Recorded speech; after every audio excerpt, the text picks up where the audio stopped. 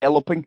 We mentioned it several times in passing. We tweeted it several times, and we got the fantastic outcomes that gives us. We got a fantastic outcome, didn't we?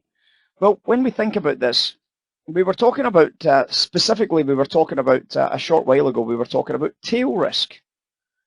Tail risk is the 25 risk reversals, if you like. The idea of what's happening at the pricing of the back end of the curve in terms of volatilities. When tail risk is bullish, of course, we usually get this big rip to the upside. That's why we got this huge sell-off trade the last time. Now, unfortunately, tail risk never developed behind this sell-off here. But obviously, it's remained bullish the whole way down through this phase. So when we got a gap down yesterday, the tail risk never gapped down. It dropped, but it never gapped down the way price did. So the first thing I'm recognizing with tail risk is, where the hell is the tail risk, right? It's an obvious question that I've got for the markets. Where the hell is the tail risk? I don't see any. So what are they not doing?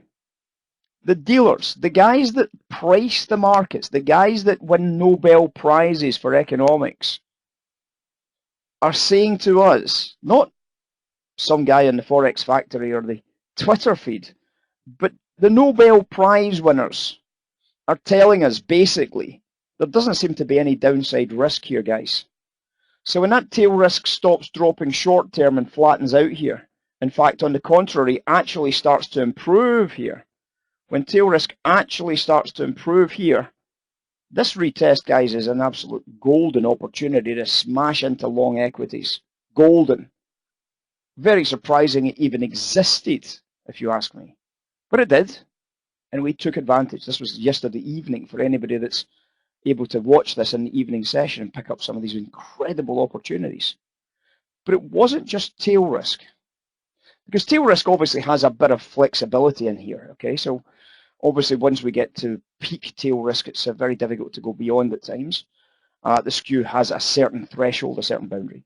But obviously what happens is we have other things, we have other tools. One of the tools that we use all the time with tail risk is the gamma line. So when we look at the gamma line and we ask the question, well, was the gamma line as bullish as tail was? Because obviously if tail's bullish, we should see a lack of any sell side gamma coming into the markets, right? So we should see that turning up as well. Well, the gamma line didn't just turn up. The gamma line actually exploded north yesterday, didn't it?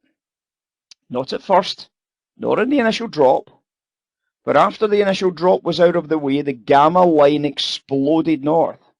So when we reached down into these low prints here and here, the gamma line was bullish, and the 25 risk reversals were bullish. You can't be anything but long during those periods. I'm sorry, it's impossible to be anything but long during those periods.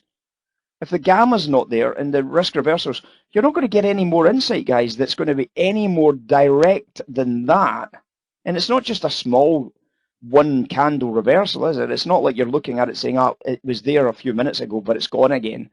This gamma reversal is not going to vanish anytime soon. There is a lot of very, very nice opportunities to buy up all of that equity at the bottom edge there yesterday. And that is sensational. This one here, as I said, I was surprised it even existed right there.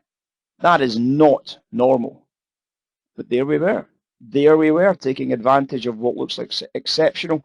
The price was 44.55s. The price at the top edge was 45.05s approximately. So when you look at that, you can say that's a $2,500 per contract winner. Yep, exactly. $2,500 per contract winner before yesterday's close.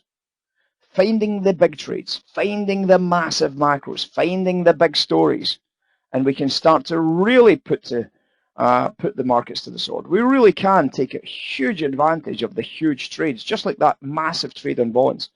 The big trades don't happen very often. Sometimes if you enter the world of the oil scalpers, it lasts for 60 seconds, literally gone in 60 seconds.